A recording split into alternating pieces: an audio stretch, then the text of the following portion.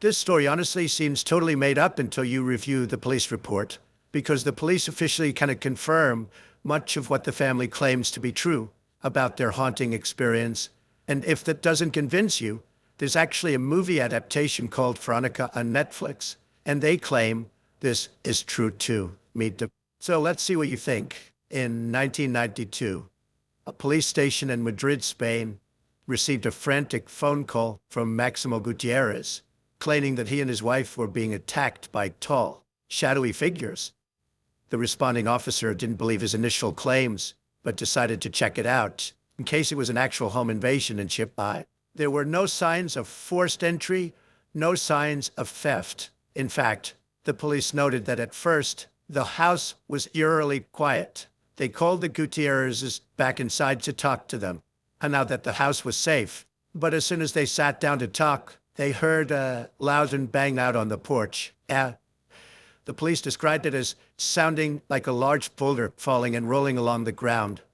They ran out to investigate, but nothing was there. As they stood there, puzzled, one of the officers yelled, "Duck," just as an armoire door swung open, violently, narrowly missing an officer's head. At this point, they thought this could be some sort of prank. They checked the armoire, looking all over the place, but there didn't seem to be any strings or any way this could be a setup. There was no one around. At this point, a couple of the officers decided this was just too much for them, and they wanted to wait outside. The remaining officers went back into the living room to chat with the Gutierrezes about what the heck was going on with their house.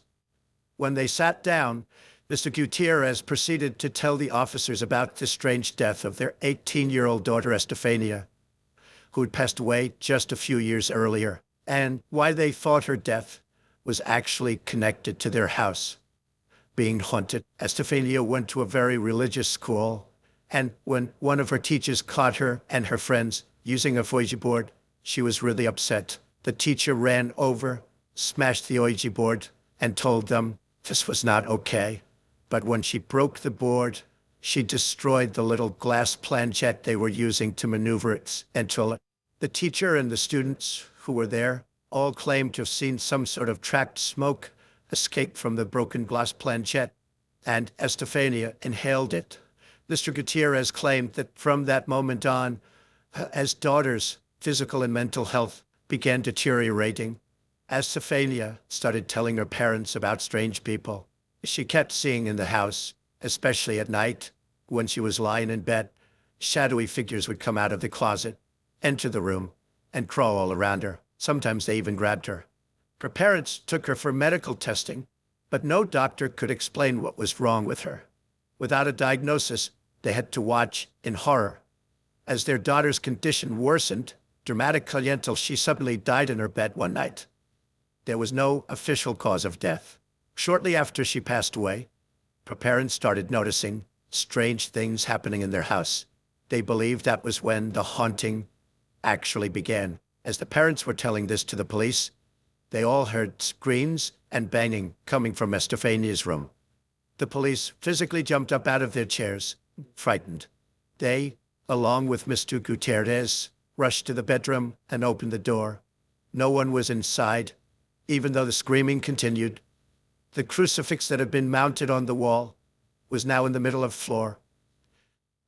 Where it had once hung, deep scratches were dug into the wall, scratches that had not been there just 30 minutes earlier. The police continued searching everywhere, trying to find the source of the screaming, but they couldn't figure it out. As they examined the room, they started hearing pounding on all the walls. One of the officers noticed that a picture of Estefania had fallen on the ground. When he picked it up, he saw that while the frame was undamaged, the photo inside had mysteriously caught fire and burned through. Outside the bedroom, another officer noticed a strange crimson-colored goo on some of the Gutierrez's furniture in unfamiliar substance that neither the parents nor the officers had seen before. Not knowing what to make of the situation, the police left and suggested that the Gutierrezes move out as quickly as possible, and ultimately they did. And they later reported that as soon as they left the house, all paranormal activity ceased.